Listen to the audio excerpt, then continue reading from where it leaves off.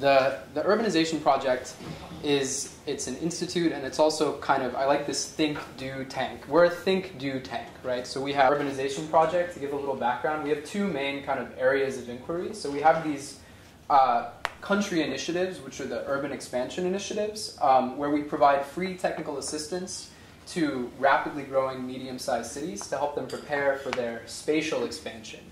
And we're doing this in cities in each program. It's about 3 years old, and we think we're having a real impact. The second phase of it, monitoring global urban expansion, is a 3-phase research program that we're conducting in collaboration with the United Nations Habitat, UN Habitat, which is the area of the United Nations that focuses on cities. And what we're trying to do with this research project is measure the quantity and quality of the growth in cities over time. And a lot of this has involved coming up with universally comparable ways of measuring growth, ways of assessing it.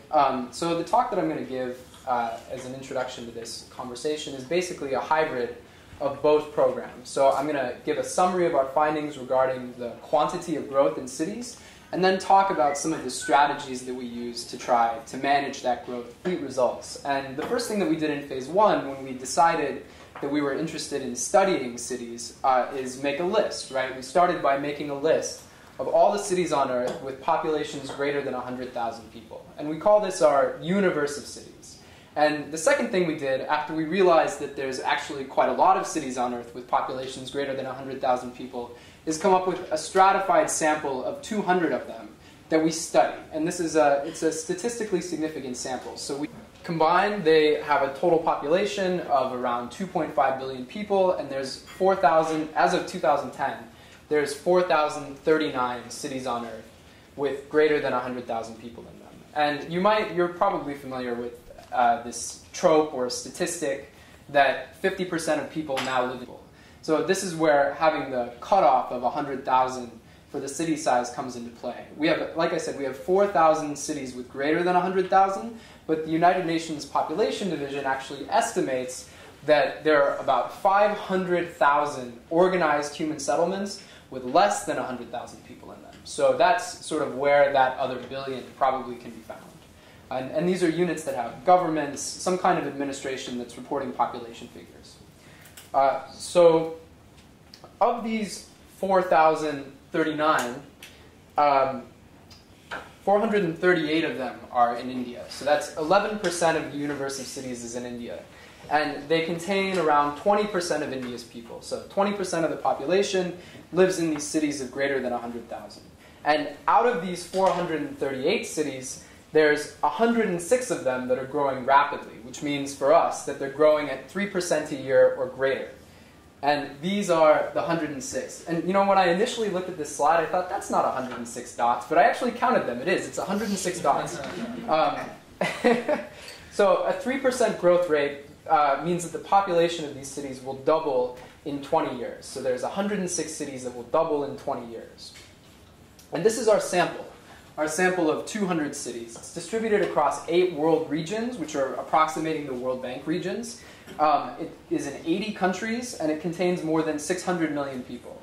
It's 200 cities, right? So it's a 5% sample of the universe of 4,000. And the first thing that we did once we developed this sample is try to answer the question of how much are cities growing spatially. So we knew how much cities are growing in terms of their population, but we were very curious to find out what this was translating into on the ground. So to do this, we used satellite imagery, and these are renderings of Landsat satellite images for Valle du Par, Colombia. It's an example that I use a lot because we have very good maps for Valle du Par. So we took satellite imagery from circa 1990, 2000, and now 2010. And much of this work was done here in Mumbai at the India Urban Expansion Observatory at Mahatma Education Society, which is run by Dr. Prem Pillai over there. We're doing that project with the IDFC. So we took this data, which you can see the change in the spatial extent over time. We quantified that spatial extent.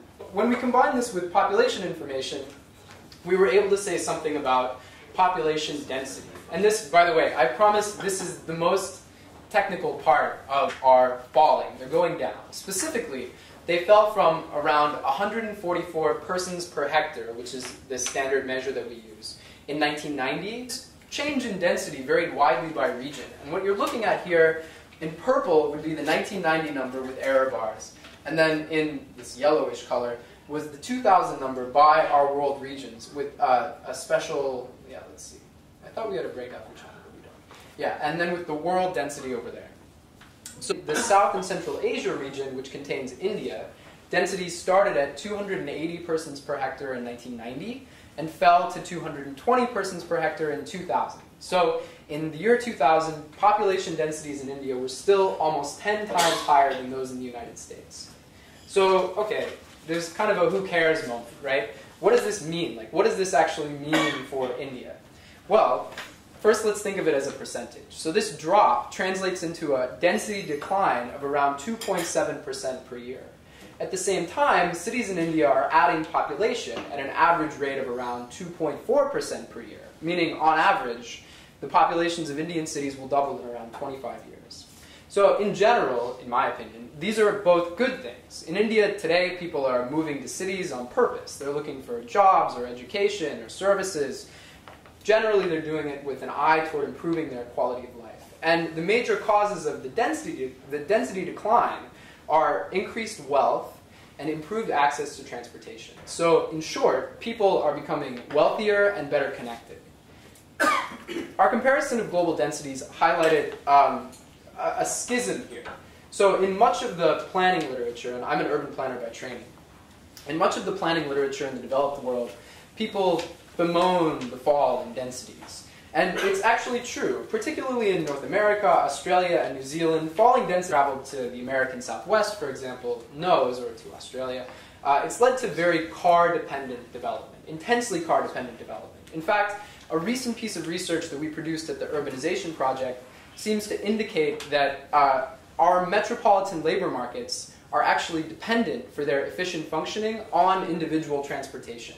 To put that another way, we're path-dependent on cars for the foreseeable future unless we want to sacrifice our economic efficiency in a real and substantial way. Now, in India, by contrast, falling densities present a huge opportunity to provide millions of people with the space that they need to have decent housing, for example. Room for roads, more room for parks, bigger houses, potentially better sanitation. It's a very good thing for an individual to have densities decline. The question is, what does it mean for India's cities? In the future, cities will require more land than they did in the past. This means that the plans that we're making now probably won't be adequate unless they take this density decline into account. So if you remember, 25% of the cities in India are going to double their population in the next 20 years. Combine that with the information on density decline, and that means that if the population doubles in 20 years, the area of a typical Indian city will increase by 3.5 times. So this is Paris. It started at the time of Napoleon. And Paris at the time of Napoleon was a city with 500,000 people living in an area of 11 square kilometers. And the animation shows the change in the built-up area of Paris over 200 years using historical maps that we collected from libraries, archives, and other sources, or if it's a longer-term trend. And what we found is that it is indeed a longer-term trend. And meaning over that time period, urban densities had fallen to 1/10 of what they were at the time of Napoleon. So let's talk about what it means to make room for this kind of growth. This is the arterial road plan for the city of Mchale in Ethiopia. It's a city that I've worked with, and it's a map that they made of the roads that they'll need to service the land where their growth will occur in the next 20 years. This is an expansion zone that can accommodate 700,000 people. And this strange protoplasmic blob in the middle is the current area of the city. In general, urban planners and politicians are often reflexively opposed to urban growth. They see it as instant displacement to current residents.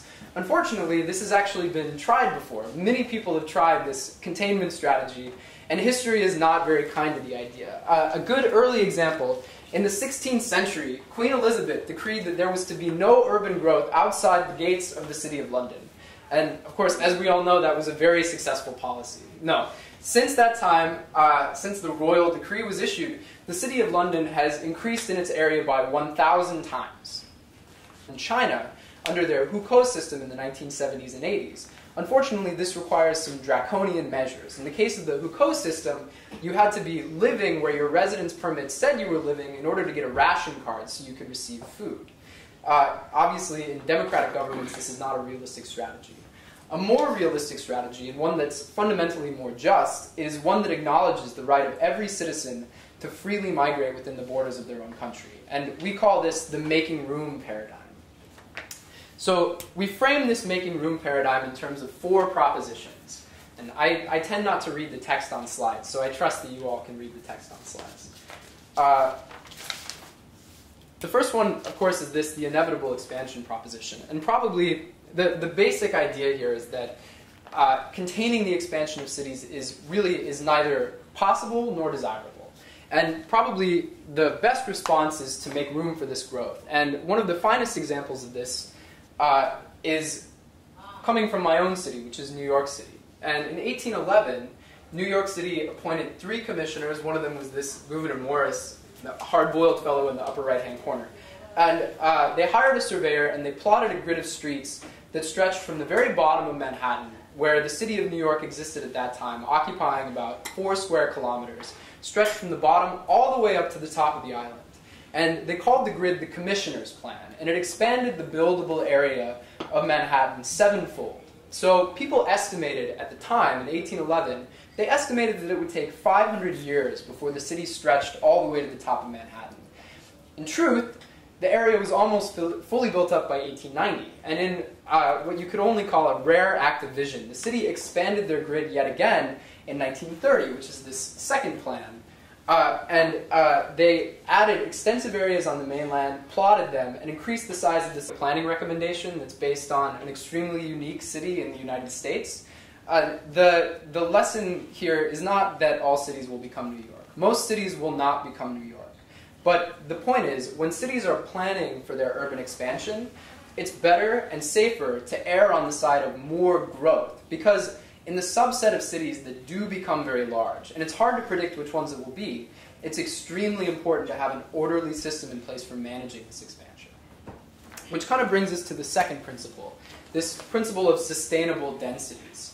Now, I mentioned this point earlier. In many places, Mumbai included, the issue now is not how to increasing density in general, is kind of moot from the perspective of planners. Density, as he puts it, memorably, density is not a design issue. Density is a market out in the case of New Jersey, or artificially high in the case of Dhaka. Which indicates the next proposition, this decent housing proposition. The single biggest factor in the price of housing is the cost of land.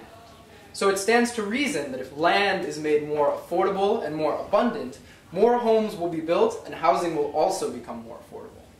So we see here the example of Bangkok. This is a street in Bangkok, and Bangkok has essentially an unregulated housing market. And that means that families are more likely to move up and out of slums. When people migrate from rural areas to Bangkok, they still start in slums, but they have a ladder up and out. Land is affordable, housing is affordable. However, an unregulated housing market will probably produce affordable housing, but it will not automatically lead to city layouts that maximize connectivity or efficiency or equity or service provision. This is the Bangkok grid in Toronto, Canada. And in Toronto, by contrast, they laid out their major roads on a 1 mile by 1 mile grid, facilitating public transportation. And the map here in the